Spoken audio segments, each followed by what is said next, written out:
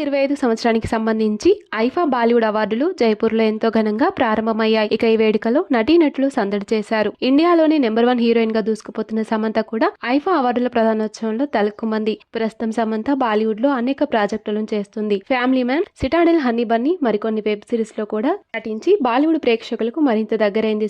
ఇక ఇదే వేడుకలో నాగ చైతన్య తన భార్య శోభితాతో కలిసి హాజరయ్యాడు. నాగ చైతన్య గతంలో బాలీవుడ్ హీరో అయినటువంటి అమీర్ ఖాన్ తో కలిసి లాల్ సింగ్ చెద్దాలో నటించారు. శోభితా ధూళిపాల తెలుగులో కంటే బాలీవుడ్ లోనే ఎక్కువ సినిమాలు చేసింది. తారా, నైట్ మేనేజర్ వంటి చిత్రాలతో బాలీవుడ్ లో ప్రత్యేకమైన గుర్తింపు తెచ్చుకుంది శోభిత. అనుకోకుండా నాగ చైతన్య, శోభితాలు మరియు సమంతలు ఐఫా కార్యక్రమంలో ప్రత్యేక ఆకర్షణగా నిలిచారు. ఎంతమంది ప్రముఖ నటీనటులు ఉన్నా మీడియా దృష్టి మాత్రం వీరి ముగ్గురు పైన ఫోకస్ పెట్టారని చెప్పడంలో ఎలాంటి సందేహం లేదు. ఇక ఈ కార్యక్రమంలో భాగంగా చాలా మంది నటీమణులు the journey of women in cinema పేరుతో జరిగిన చర్చలో తమకు జరుగుతున్న అన్యాయంపై గొంతు విప్పారు. హీరోలతో పాటు తమకు సమానంగా పారితోషికం ఇవ్వాల్సిందిగా డిమాండ్ చేశారు. ఉత్తమ నటిగా కృతి సనన్, ఉత్తమ నటుడిగా విక్రాంత్ మాన్సే ఎన్నికయ్యారు.